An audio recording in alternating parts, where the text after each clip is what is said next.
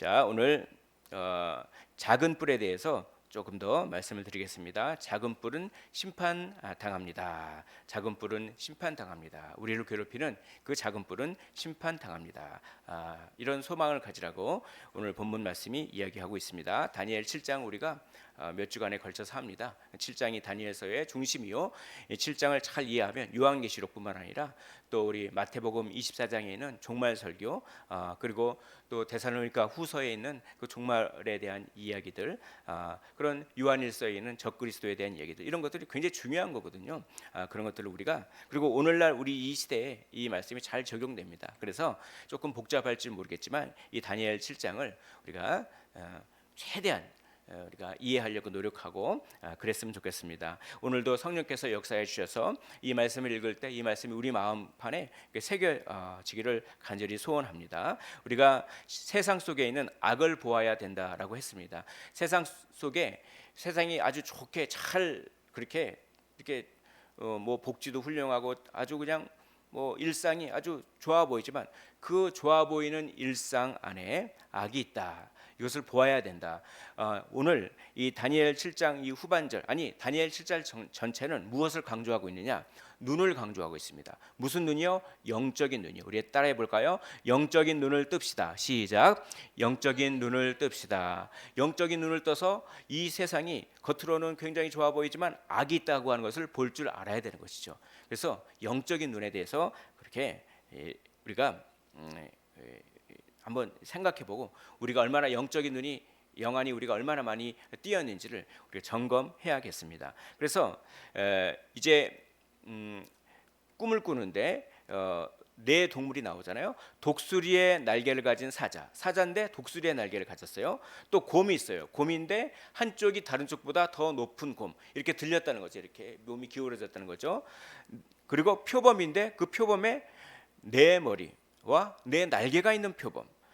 그리고 이거는 짐승인데 뭐라고 표현할 수 없는 굉장히 아주 잔인한 괴물, 쇠로 된 이빨과 열 뿔을 가진 괴물, 이 네 짐승이 나타나는 것을 다니엘이 봤습니다. 우리는 이걸 해석을 했습니다. 독수리의 날개가 달린 사자는 바벨론이죠.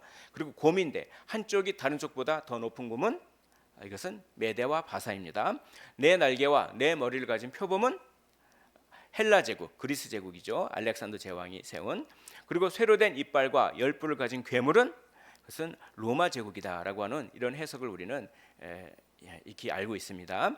이런 꿈을 꿨어요. 이런 꿈을 꿨는데 특별히 작은 뿔이 나와요. 7장 8절을 보니까 내가 그 뿔을 유심히 보는 중에 뭐냐면 넷째 짐승에는 10개의 뿔이 있었습니다. 넷째 짐승에 10개의 뿔이 있는데 그 10개의 뿔 중에 또 뿔이 또 나는 거예요. 그렇죠? 내가 그 뿔을, 여기서 10개의 뿔을 유심히 보는 중에 다른 또 작은 뿔이 그 사이에서, 그 10개의 뿔 사이에서 작은 뿔이 또 나더니 첫 번째 뿔 중에 셋, 그 10개 뿔 중에서 3개를 그렇게 그 3개가 뿌리까지 뽑혔어요. 작은 뿔이 나면서. 그렇죠? 이 작은 뿔에는 사람의 눈 같은 눈들이 있고 입이 있어서 뿔이 막 말을 합니다. 이게 무슨 말입니까? 이렇게 이런 꿈을 꿨죠. 환상을 봤죠. 근데 그 작은 뿔이 막 하나님을 모욕해요. 그래서 7장 11절에 보니까 큰 목소리로 막, 여기서 큰 목소리라고 하는 것은 모욕한다 이런 뜻입니다. 하나님을 막 모욕해요. 그 작은 뿔이.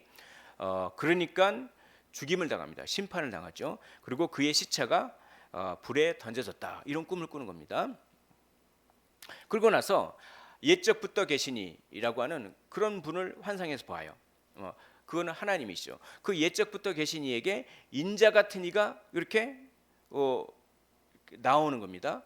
인자 같은 이는 누굽니까? 예수님이죠. 그러니까 하나님에게 인자 같은 이가 나오는 거예요. 근데 인자 같은 이를 하늘 구름을 타고 온다라고 합니다. 하늘 구름을 타고 오는 존재는 구약에서 하나님밖에 없어요. 그러니까 인자 같은 이는 인자, 사람의 아들인가, 사람과 같은 이인데 하늘 구름을 탄다. 그러니까 하나님. 그러니까 사람이시기도 하면서 하나님이시기도 한 존재를 말하는 거죠.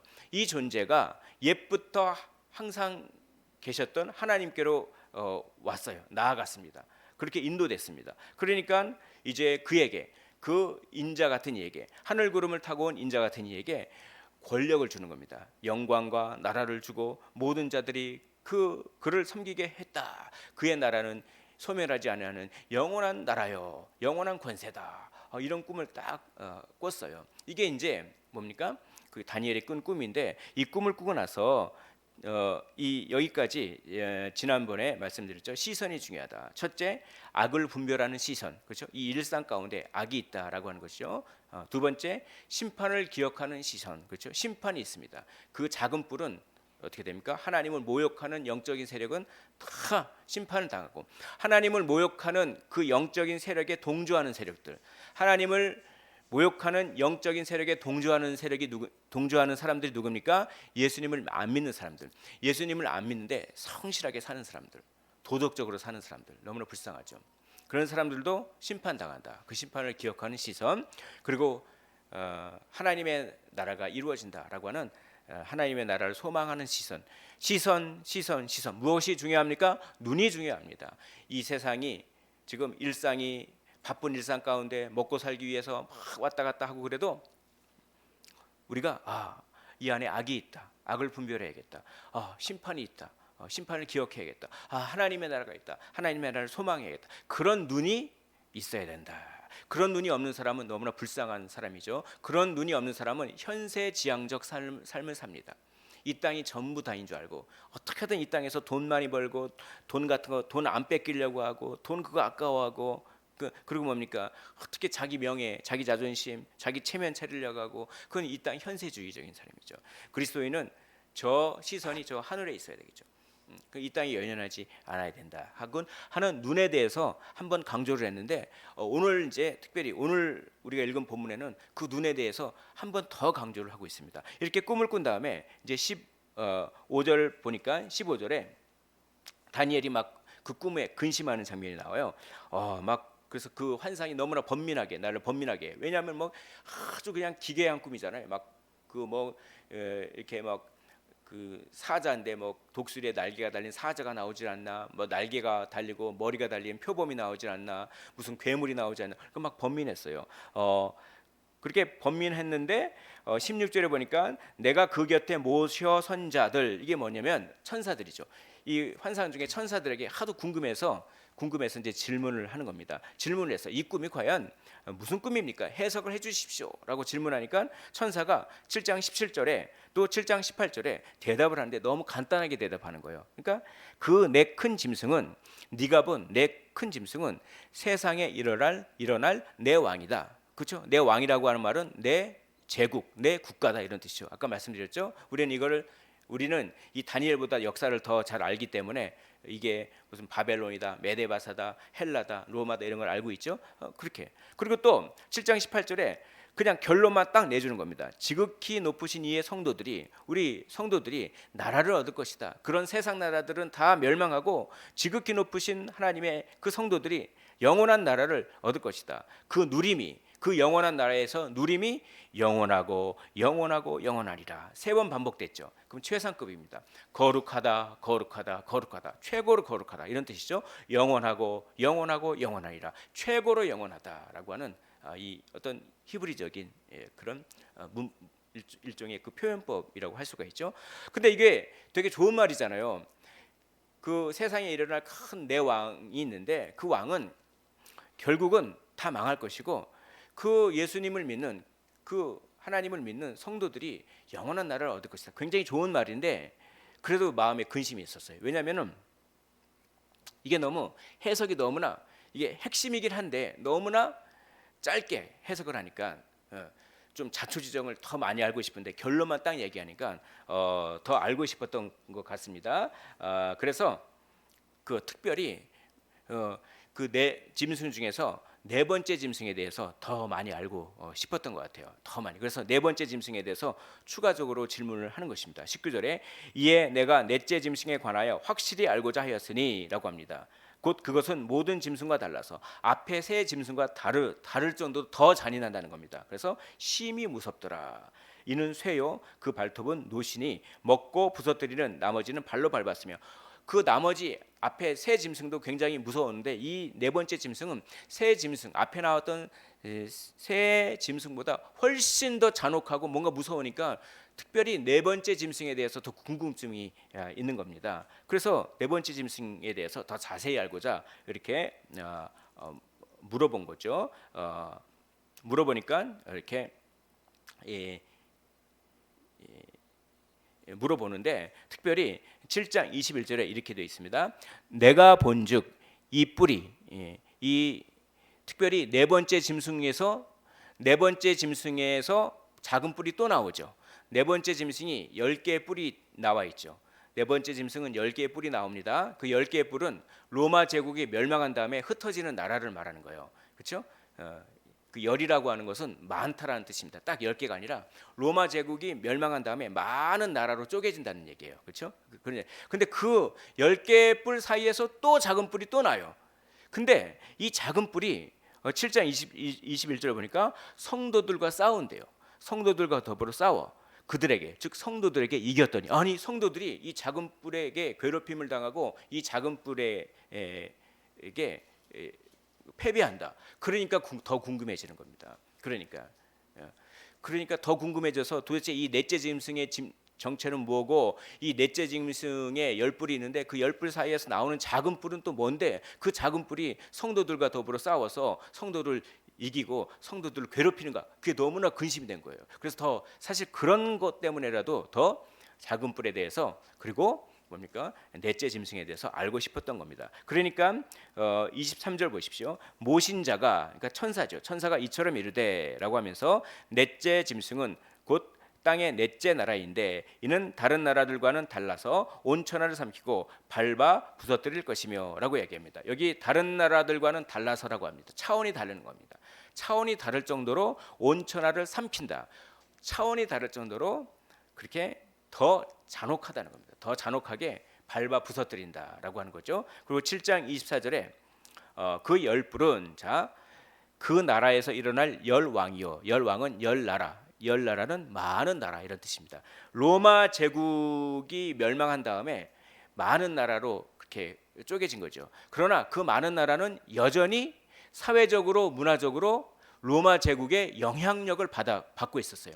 로마 제국은 없어졌지만 거대한 로마 제국이 멸망한 다음에 그 로마 제국에 속해 있던 나라들이 그 식민지들이 많은 나라로 독립했을 거 아닙니까? 그런데도 여전히 그 나라들은 쪼개진 나라들은 로마 제국 하에서 통치를 받았던 사회적, 문화적, 정치적인 영향력이 그대로 있는 거예요. 그대로 일어났는데 그 후에 7장 24절 그 후에 그렇게 많은 나라로 쪼개진 후에 또 하나가 일어나리니 그 많은 나라들 중에서 어떤 한 나라 한 왕이 일어난다는 것입니다. 한 나라가 일어나니 그는 먼저 있었던 자들과 다르고 그러니까 어떤 정치 지도자, 어떤 왕이 일어나는데 먼저 있었던 그런 왕들과는 차원이 다르고 새 왕을 복종시킬 것이며 이건 뭡니까? 굉장히 물론 모든 왕을 다 복종시키진 않지만 새 왕을 복종시킨다라는 얘기는 뭐냐면 그 작은 뿔, 그 정치 지도자 왕이죠. 그 왕이 그 로마 제국이 쪼개져서 많은 왕들이 생기고 많은 나라가 있는데 그 나라들 중에서 상당히 영향력을 행사하는 어떤 왕이라는 겁니다. 물론 모든 왕을 다 통일하지는 않지만 뭔가 이 상당히 영향력을 행사하는 어떤 그 왕이 일어설 것이다라고 하는 거죠. 근데 그 왕이 하나님을 모독하는 거죠. 7장 25절 우리 화면을 보면서 혹은 성경책을 보면서 7장 25절을 한 목소리로 읽어보도록 하시겠습니다. 자, 시작. 그가 장차 지극히 높으신 이를 말로 대적하며 또 지극히 높으신 이의 성도를 괴롭게 할 것이며 그가 또 때와 법을 고치고자 할 것이며 성도들은 그의 손에 붙임 바 되어 한 때와 두 때와 반 때를 지내리라. 아멘. 굉장히 어려운 말이죠. 자, 일단 아까 말했죠. 어떤 상당히 영향력을 끼치는 정치 지도자 그 왕이 누구를 대적합니까? 지극히 높으신 이가 누굴까요? 하나님이죠. 하나님을 말로 대적합니다. 말로 모욕하는 말을 하나님을 모욕하는 말을 하는 거죠.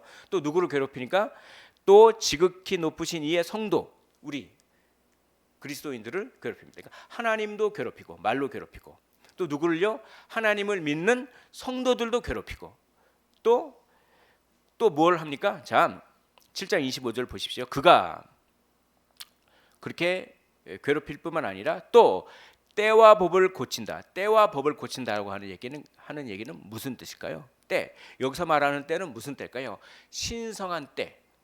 신성한 때와 법. 신성한 때와 신성한 법이겠죠. 신성한 때는 뭡니까? 그건 어떤 예배를 말하는 거죠. 우리가 예배 드릴 때 그때가 가장 거룩한 때가 아니겠습니까? 그러니까 한마디로 예배를 못 드리게 한다는 얘기예요. 굉장히 소름 돋는 얘기입니다. 앞으로 예배를 못 드리게 하는 그런 정치 세력이 일어난다는 거예요. 종교의 자유를 탄압하는 그런 지금 얼마나 많습니까? 저 북한도 그렇죠. 또 뭐 다른 그렇죠. 이슬람권도 그렇죠. 그렇죠? 종교의 자유를 다 그렇잖아요. 예. 그 법은 뭡니까? 법은 하나의 규칙이죠. 규칙을 고친다. 우리 그리스도인의 규칙은 뭘까요? 우리 그리스도인은 어떤 규칙으로 사나요? 이 하나님의 말씀으로 살잖아요. 그렇죠? 그러니까 하나님의 말씀을 우리의 규칙으로 삼는데 그 규칙을 다 뜯어 고친다는 거죠. 즉 하나님의 말씀대로 살지 못하게 한다는 겁니다. 그러니까 하나님의 말씀대로 살지 못하다. 하나님의 말씀에서 죄라고 하는 것을 죄라고 하지 않는다라고 하는 것이죠. 그렇죠? 하나님의 말씀에서 이걸 선이라고 하는 것을 그걸 선이라고 하지 않는 법을 만든다는 얘기예요. 뭘까요? 가장 대표적인 게 동성애죠. 동성애는 뭡니까? 하나님의 말씀에는 이거는 뭡니까? 하나님의 규칙에서는 이거는 악이에요. 악. 그러나 요즘 세상은 점점 동성 결혼도 허락하고 그리고 기독교에 대해서 막 조금 기독교는 너무나 그 타협할 줄 모른다. 기독교는 편협하고 아주 옹졸한 종교다. 그런 어떤 목소리들이 점점 강해지고 있지 않습니까? 또 그 성경에서는 이게 선이라고 해요. 무엇이 선이라고 합니까?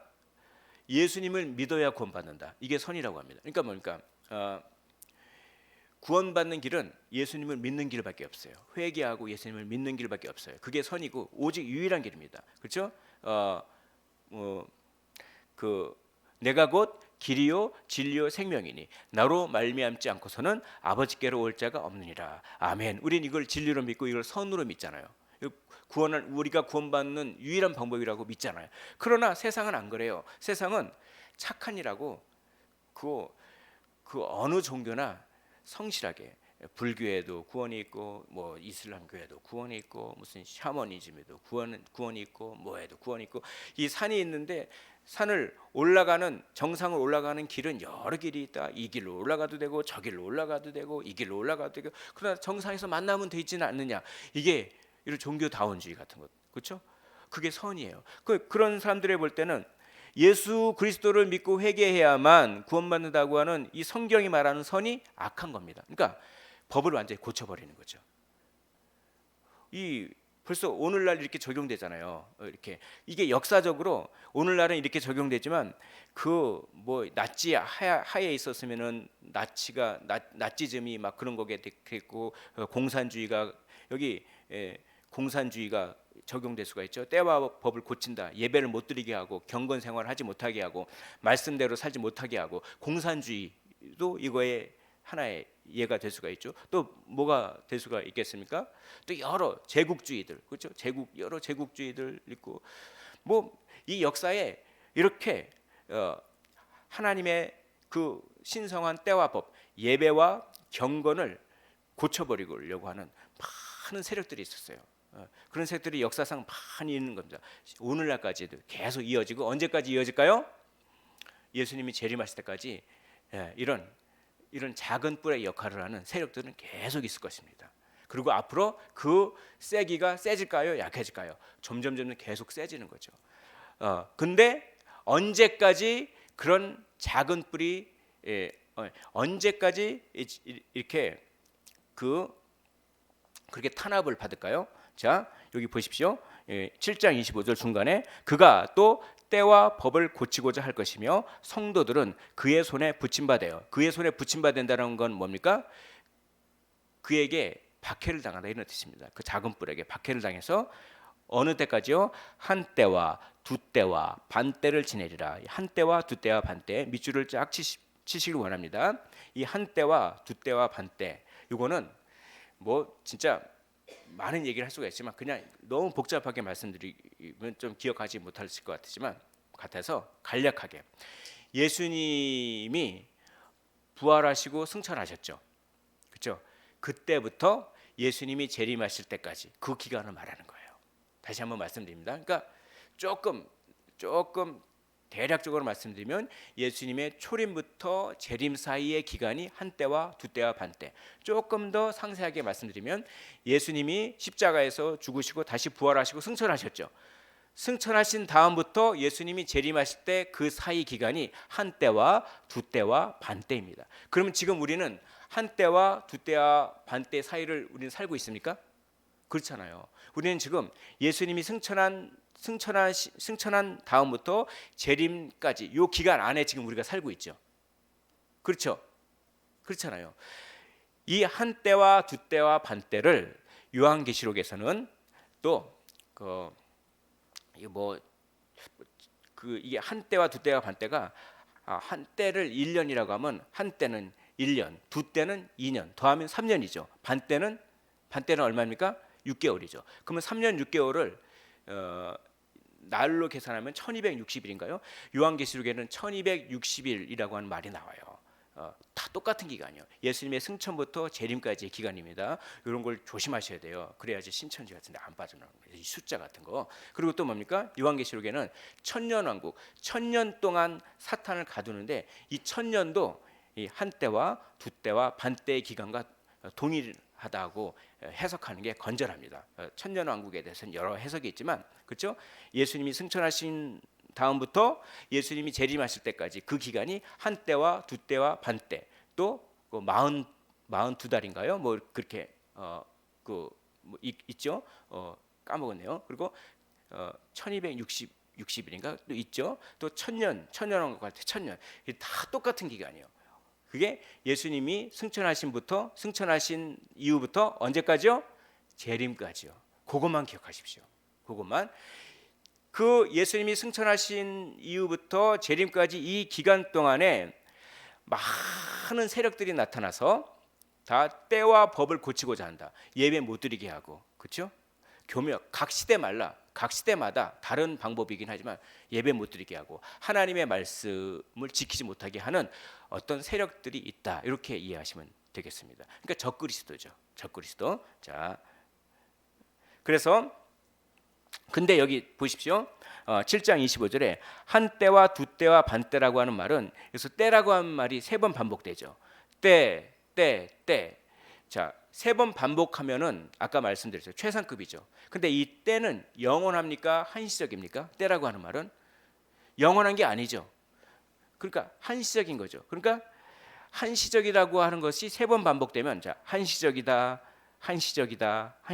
이건 뭡니까? 굉장히 짧다라는 겁니다. 하나님의 눈에 볼 때는 굉장히 짧아요. 하나님에는 하루가 1000년 같으니까 굉장히, 우리가 볼 때는 굉장히 길고 참 고난을 당할 때는 시간이 더디 가잖아요.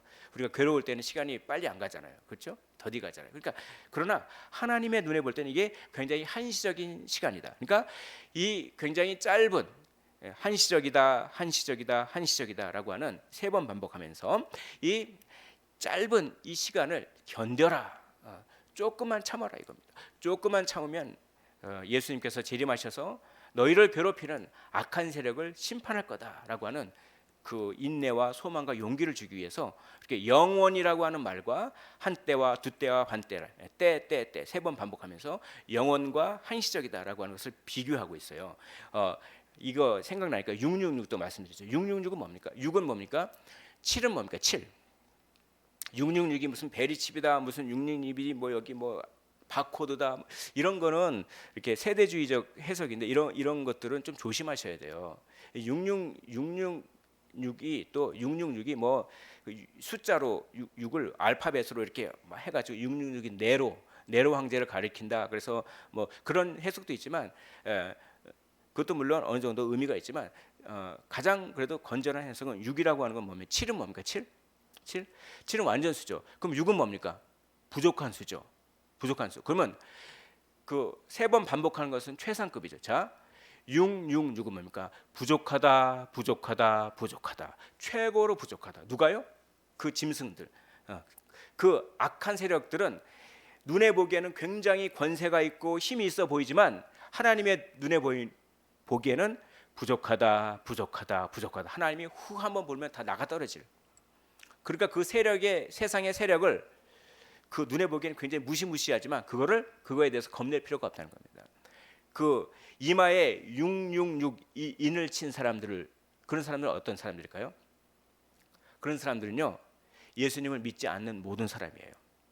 그러니까 그 바코드를 심은 사람이 666을 심은 그게 아니란 말이죠. 그 여기 뭐 그러나 저는 반대는 합니다. 왜냐하면 기분 나쁘잖아요. 우리 인격체인데 왜 거기 기계적으로 통제하려고 하잖아요. 그러니까 그런 거는 좀 그래서 뭐 정보를 통제하고 이런 거는 굉장히 비인격적이고 그런 거는 조심해야 되는 거죠. 그러나 너무 그 666 이게 여기 이마에 666 생긴 게 여기 바코드를 새긴다든지 뭐 여기 머리에 칩을 그런 사람이 아니라 666은 부족하다, 부족하다, 부족하다라고 하는 것은 뭡니까? 부족한 공동체에 속한 사람들, 예수 믿지 않은 사람들. 반대로 14만 4천은 뭡니까? 14만 4천? 14만 4천? 14만 4천은 구원받는 모든 백성의 총합을 14만 4천이라고 그래요. 근데 그거를 문자적으로 해석해서 신천지에는 정말 14만 4천 명만이 구원받는다고 그래요. 그게 아니에요. 자, 14만 4천은 제가 해석을 해드리겠습니다. 12 곱하기 12 곱하기 1000이에요. 그렇죠? 12는 완전수입니까? 불완전수입니까? 완전수죠. 1000도 완전수예요. 10도 완전수고 그러면 12 곱하기 12 곱하기 12 1000은 12 곱하기 12 곱하기 1000은 뭡니까? 완전하다, 완전하다, 완전하다. 예수님을 믿는 우리 공동체는 완전하다, 완전하다, 완전하다. 최상급으로 완전한 그런 존재라는 것이에요. 반대로 666 예수님을 믿지 않는 사람들은 부족하다, 부족하다, 부족하다. 최고로 부족한 공동체라는 거죠. 한쪽은 천국이요, 한쪽은 지옥입니다. 이걸 이렇게 아셔야지. 여기 뭐 이렇게 심는다 그렇게 하시면 안 되겠죠. 이제 아시겠죠? 한 때와 두 때와 반 때. 이것도 3번 반복했죠. 한시적이다, 한시적이다, 한시적이다. 우리가 고통받고 박해받는 그 시간은 우리가 보기에는 길지만 그러나 하나님의 눈에는 매우 영원의 차원에서 볼 때는 매우 아주 한시적인 조금만 견디라는 것입니다. 자, 이 3번 반복에 대해서 이제 알려드렸으니까 이거를 잘 기억하셨으면 좋겠습니다. 자, 그래서 이게 그 마태복음 24장에 보니까 이는 그때 큰 환난이 있겠습니다. 창세로부터 지금까지 이런 환난이 없었고 후에도 없으리라라고 하면서 사실 이 말씀은 최후의 심판 종말을 얘기하는 말씀이 아니에요. 마태복음 4장 21절 그때는 큰 환난이 있겠고 창세로부터 지금까지 이런 환난이 없었고 후에도 없으리라. 이거는 성전 파괴 사건을 1차적으로는 성전 파괴 주 70년경에 성전이 파괴됐잖아요. 그때 그렇죠? 그때 사건이 1차적인 사건이에요. 이거는 그러나 이거는 어떻게 적용할 수가 있느냐? 최후의 심판 때 큰 환난 그렇죠? 그런 것로도 이렇게 적용할 수가 있는 거죠. 그렇게 크게는 보면은 그러나 1차적으로는 뭡니까? 이 성전 파괴 사건을 의미한다라고 하는 것을 아십시오. 그런 다음에 마태복음 24장 22절에 이렇게 되어 있어요. 이 화면 보면서 우리 한 목소리로 읽어보도록 하겠습니다. 자, 시작. 그 날들을 감하지 아니하면 모든 육체가 구원을 얻지 못할 것이나 그러나 택하신 자들을 위하여 그 날들을 감하시리라. 아멘. 감한다 뭡니까? 감한다. 이 환난의 때를 무한대로 해먹으면 얼마나 힘들까요? 근데 하나님께서 성도들을 위하여 한시적인 시간으로 그 환난의 때를 감해 주셨다 이런 뜻입니다. 여기 한 때와 두 때와 반 때가 그런 뜻이에요. 하나님이 그때도 통제하신다는 겁니다. 영원히 박해받도록 놔두시지 않고 적당한 때, 한시적인 때 그 날을 감해 주신다는 겁니다. 그러나 그렇다고 해서 박해를 아예 안 받게는 하지 않았어요. 아마 하나님이 훈련하실 게 있으신가 봐요. 그러니까 우리 개인적으로 적용할 수가 있죠. 하나님께서는 정말 우리 감당치 못할 시험을 허락하지 아니하시고 또 시험 당할 중에 피할 길을 내서 우리로 능히 감당하게 하시는 줄 믿으시기를 원합니다. 우리가 당하는 고통도요 하나님의 훈련 중에 하나예요. 우리가 예수님을 믿지 않고 고난 당하는 것은 일종의 징벌과 심판의 일환입니다. 그러니까 똑같이 고난을 당해도, 똑같이 사건 사고를 당해도, 똑같이 교통사고를 당해도 예수 믿는 사람과 예수 믿지 않는 사람은 다 약간 해석이 틀려요. 예수 믿는 사람은 그게 뭡니까? 하나의 훈련입니다. 훈련. 그러나 한시적인 영원이 되지 않는, 하나님께서 적당한 시간을 허락하신다. 요거를 우리가 좀 믿으시고 조금만 힘내라라고 하는 용기 내셨으면 좋겠어요. 지금 힘든 가운데 있으면 육체가 좀 힘드시잖아요. 또 여러 가지 집에 어려운 일이 있을 수도 있고, 또 인간관계, 자녀와의 관계, 또 뭡니까, 가족과의 관계, 아니면 직장에서의 관계, 뭐 여러 가지 힘들지만 그래도 한시적이다라고 하는 것을 그렇게 하나님께서 감해 주신다라고 하는 것을 오늘 본문이 얘기하고 있는 거죠. 조금만 참으시기를 원합니다. 그래서 신약 성경에서도 이런 작은 뿔에 대해서 얘기하고 있어요. 데살로니가 후서에 보면은 누가 어떻게 하여도 너희가 미혹되지 말라. 자, 그다음에 먼저 배교하는 일이 있고, 뭡니까? 교회를 떠난다는 얘기예요.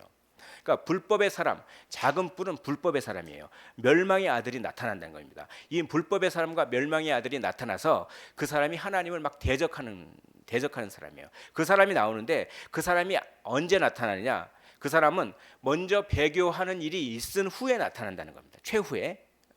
이해가 되십니까?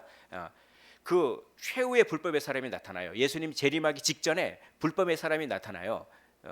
그러니까 아주 최고죠. 적그리스도 중에서 최고의 적그리스도, 가장 궁극적인 적그리스도가 나타난단 말이죠. 그 사람이 나타나기 전에는 먼저 배교하는 일이 있고, 사람들이 교회를 막 떠나가기 시작한다는 겁니다. 정말 이런 거 보면은 교회를 많이 떠나가기 시작하잖아요. 저 북유럽 같은 데 보면은 거의 신앙이 없어요. 왜냐? 너무나 사회복지가 잘 돼 있어 가지고 마음이 가난해지가 않아. 거기 그 여론조사라니까 젊은이들의 한 70% 이상이 종교에 대한 필요성을 못 느낀다. 이 땅이 천국이거든. 뭐 사회복지도 잘 됐고, 나라에서 뭐도 나오고 그러니까 사탄은 그런 식으로도 역사한다는 거죠. 하나님에 대한, 예수님에 대한 필요성을 못 느끼게 해요. 사실 그런 영적인 싸움이 더 큰 싸움입니다. 우리가 세계 제3차 대전이 일어난다 그런 거 아니에요. 이 아마겟돈 전쟁, 최후의 종말 전쟁은 그 물리적인 전쟁이라기보다는 영적인 전쟁일 가능성이 훨씬 많습니다. 그런 영적인 전쟁을 싸워야 되는 거죠. 그러니까 먼저 배교하는 일이 나타납니다. 젊은이들이 교회는 별로야라고 하면서 매력을 못 느껴. 먼저 그렇게 시작되죠. 유럽 교회에 지금 보면은, 유럽 교회에 보면은 그 교회가 웅장하잖아요. 그게 이제 사람들이 안 나오니까 교회를 팔아요. 어디에다 파는지 아십니까? 나이트 클럽, 그러니까 술집. 그런데 그 인테리어 같은 경우는 멋있으니까 그대로 놔둬요. 그러니까 교회 인테리어는 그대로 있고 십자가도 그대로 있는 상황에서 그런 인테리어, 이 상황에서 막 술 먹고 막 그렇게 된단 말이죠. 배교가 먼저 일어나는 것이죠. 그런 다음에 아주 그것이 배교가 아주 될 때, 그때 멸망의 사람, 불법의 사람이 나타나 가지고 그냥 남아있는 교회를 덧비박하고 하나님을 모욕하고, 그게 작은 뿔이라는 겁니다. 다니엘서에서 말한 작은 뿔이 데살로니가 2장 3절에서는 불법의 사람이라고 그렇게 우리가 적용할 수가 있는 것이죠. 그래서 이 불법의 사람은 자기를 하나님이라고 이렇게 합니다. 그리고 능력과 표적과 거짓 기적도 막 일으킵니다. 그래서 막 그 사람을 막 따라요. 그래서 막 사람들을 막 속여요. 그래서 인기가 많아요. 그 사람들은. 이 불법의 사람은 사람들에게 인기가 많은 사람입니다. 그래서 자기를 하나님처럼 하고, 그래서 뭡니까, 그렇게 이렇게 하나님 대적하는 그런 사람들이죠. 교회 배교하는 일이 먼저 있고, 그게 뿔 달린 사람, 불법의 사람이 뿔 달린 무서운 형태로 나오는 게 아니라 아주 신사적이고 연설도 잘하고 아주 복지 정책을 잘하고 사람들의 인기가 높은 정치 지도자일 가능성이 매우 높습니다. 사람들이 그 사람의 연설을 들으면 아주 그 감동해 가지고 저 지도자, 저 대통령 그립다 막 그러면서, 근데 그 사람이 교묘하게 뭡니까, 그 예수님 믿는 그 신앙에 대해서는 반대를 하는. 그런데 그게 인기가 있어. 여기에 싸워야 된다는 거죠. 그런 형태가 될 가능성이 많다는 거예요. 무슨 3차 대전이 일어난다 그런 거라기보다는 그렇죠. 예. 그래서 사람들이 야 정말 그 사람을 예수님처럼 여겨 그 정치 지도자를 그래서 오늘날도 조금만 잘하면 신이라고 하잖아. 신. 예를 들어서 그 무슨 트로트 가수가 노래를 잘하잖아요. 그럼 그 사람에게 신을 붙여요.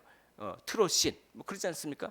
뭐 갓이라는 말을 너무나 많이 써요. 뭐 그 뭘 좀만 잘하면 앞에 갓을 붙여서 갓 누구 이런 걸 얼마나 많이 씁니까? 많이 씁니까? 이게 다 교묘하게 벌써 이런 문화 가운데 그런 게 있는 거예요. 다 자기를 하나님이라고 여기는 그런 문화가 있는 거예요. 그 아이돌 청소년이 좋아하는 아이돌 그룹 노래를 잘하면 그 누구 이름 앞에 갓을 붙여가지고 갓 누구 막 그러고 그러잖아요. 깨어 있으셔야 됩니다. 깨어 있으셔야 돼요. 이게 지금 먼 훗날이 아니라 지금이에요. 그래서 그 사람들이 그 가수가 이렇게 나온단 말이죠. 가수가 이렇게 나와가지고 뭐 인기 있는 가수가 나와서 한마디 합니다. 저는 모든 그 사람들을 사랑해야 된다고 생각합니다. 그래서 저는 동성애자들을 참 사랑하고 지지합니다. 그럼 어떻게 될까요? 그러면 우리 청소년 애들이 어떻게 될까요? 그거에 혹해가지고 막 가. 근데 교회에 와서는 그게 죄라고 그래. 그럼 어떻게 될까요? 교회는 왜 저러느냐 막 이런 식이라는 거죠. 이런 식 이해가 되십니까? 이런 식으로 영적인 싸움이 그래서 이 불법의 사람은 이 뿔 달리고 무서운 형태로 나오지 않고 굉장히 인기 있는 형태로 나와요. 대중들의 인기를 얻는 형태로 나올 가능성이 많다라고 하는 것입니다. 데살로니가 후서 2장 7절에 불법의 비밀이 악한 영이 이미 활동하고 있습니다. 지금도 활동하고 있습니다. 그러나 지금은 그것을 막는 자 성령이죠. 데살로니가 후서 2장 7절에 막는 자가 있습니다. 성령이 지금 막고 계세요.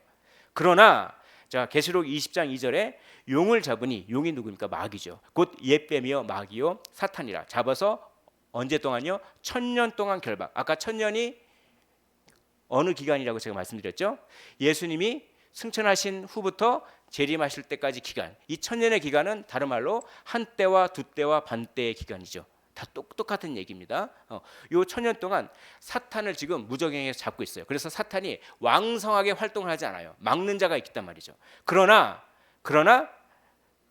그 1000년이 다 차고 예수님이 재림하기 직전에는 사탄이 잠깐 풀립니다. 그래서 이 화면 보시면서 계시록 20장 3절을 우리 한 목소리로 읽어보도록 하시겠습니다. 자 시작. 무정에게 던져 넣어 잠그고 그 위에 임봉하여 1000년이 차도록 다시는 만국을 미혹하지 못하게 하였는데 그 후에는 반드시 잠깐 놓이리라 라고 말씀합니다. 그래서 미혹의 영이 굉장히 강해지는 때가 있어요. 그래서 아주 그 남은 자들 그리스도인 신앙을 지키는 남은 자들 외에는 모든 사람들이 다 미혹받는 사탄이 왕성히 활동하는 그때가 있답니다. 예수님 재림하기 직전에. 그리고 그때 불법의 사람이 딱 나타나는 거죠. 근데 그 불법의 사람의 형태는 굉장히 대중적인 지지와 인기를 얻는 그런 사람 좋고 아주 능력 많고 그런 아마 그런 형태가 아닐까 생각이 듭니다. 그러나 계시록 20장 10절에 그들을 미혹하는 마귀가 불과 유황못에 던져집니다. 데살로니가 후서 2장 8절에도 그때 불법 한 자가 나타나리니 그러나 주 예수께서 그 입의 기운으로 그렇죠? 세상을 창조하셨던 말씀 그 기운으로 그를 죽이시고 강림하여 나타내심으로 폐하시리라. 이게 우리의 소망인 것이죠. 우리의 소망인 것입니다. 요한일서 2장 18절 우리 화면 보면서 한 목소리로 읽어보겠습니다. 자 시작. 아이들아 지금은 마지막 때라 적그리스도가 오리라는 말을 너희가 들은 것과 같이 지금도 많은 적그리스도가 일어났으니 그러므로 우리가 마지막 때인 줄 아노라. 아멘. 이 말씀을 제가 왜 했냐면 적그리스도가 한 명일까요? 여러 명일까요? 이 말씀을 보십시오. 이 말씀을 보면 적그리스도가 한 명일까요? 여러 명이 있을 수 있을까요? 여러 명이에요. 그러니까 적그리스도가 한 명이라고 생각하시면 안 됩니다. 지금도 요한일서를 쓸 그 당시에도 많은 적그리스도가 일어났어요. 그러니까 이 적그리스도는 뭐냐? 하나님의 말씀을 대적하고 반대하는 모든 사람이 다 적그리스도입니다. 적그리스도는 많아요. 그런데 이 적그리스도는 궁극적인 불법의 사람을 가리키고 있어요. 그 사람은 하나죠. 그 사람은 적그리스도는 많지만 이 적그리스도가 많은 적그리스도가 이 적그리스도의 대장, 그렇죠? 최후에 나타날 어떤 한 사람을 한 사람일 수도 있고 어떤 한 시스템일 수도 있어요. 저는 한 개인이라기보다는 하나의 시스템, 정치 경제 시스템이라고 저는 봅니다. 어떤 한 사람 혹은 한 시스템을 가리키고 있어요. 역사상에 많은 적그리스도가. 그래서 뭐 많이 있을 수가 있죠. 그런 적그리스도가 한 시스템이나 한 그런 사람을 가리키고 있는데 그 사람은 바로 뭡니까?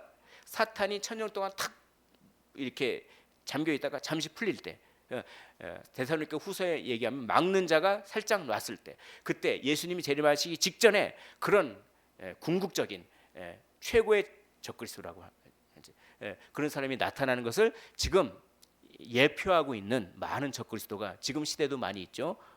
그렇습니다. 그러나 심판이 시작되면 그는 권세를 빼앗기고 완전히 멸망할 것이요라고 되어 있습니다. 그래서 나라와 권세와 원천한 나라들을 위세가 지극히 높으신 이의 거룩한 백성, 즉 우리들 성도들에게 붙임 바 되리니 7장 27절에 그의 나라는, 여기서 그는 뭡니까? 그는 여기서 말하는 그는 성도들을 뜻해요. 그들이라고 복수로 되어 있습니다. 그래서 우리를 사람들이 섬기고 우리가 다스릴 것이다. 우리에게 나라를 줄 것이다. 라고 하는 것이죠. 그래서 계시록에 보면은 우리가 어떻게 합니까? 우리가 왕노릇하게 되는 거죠. 그러니 이 한시적인 시대에 조금만 참고 우리의 시선을 이 고통과 고난에만 집중하는 것이 아니라 고통과 고난 이면에 그 고통과 고난을 불러일으키는 악한 세력을 심판하실, 그렇죠? 하나님, 그 하나님을 보라는 것입니다. 지금 고난과 고통, 눈에 보이는 고난과 고통 그 너머에 모든 것들을 다스리시고 있고 모든 것들을 주관하시며 우리를 위해서 나라를 예비하고 계신 누구를? 하나님을 보라는 것입니다. 그런 영적인 시선, 영적인 눈을 가지라. 그리고 조금만 참으시기를 원합니다. 이게 오늘 핵심이죠. 세상 나라들은, 오늘 찬양했죠. 세상 나라들은 멸망당하나 예수 교회 영영 왕성하리라. 마귀 권세 감히 해치 못함은 주가 모든 교회 지키심이라. 주가 우리를 지키실 줄 믿으시기를 원합니다. 히브리서 11장 8절. 진짜 믿음은 뭡니까? 보이는 것이 아니라 보이지 않는 이면에 있는 그 하나님을 믿는 것이 진짜 믿음이라고 얘기합니다. 믿음으로 모든 세계가 하나님의 말씀으로 지어진 줄을 우리가 아나니 보이는 것은 나타난 것으로 말미암아 된 것이 아니니라. 아멘. 보이는 것 이면에 있는 그 보이지 않는 하나님은 그 실상을 바라보는 눈을 가지시기를 원합니다. 자, 말씀을 정리하도록 하겠습니다. 실상은 지금 우리가 보이는 것과 다릅니다. 그 보이는 고통과 핍박과 박해와 거기에 집중해서 실망하고 좌절하고 낙심하지 말고 보이는 것 이면에 있는 실상을 보시기를 원합니다. 실상을 보는 믿음, 실상을 보는 믿음이 참된 믿음이다. 그런 눈을 가지시기를 주의 이름으로 축원을 드립니다.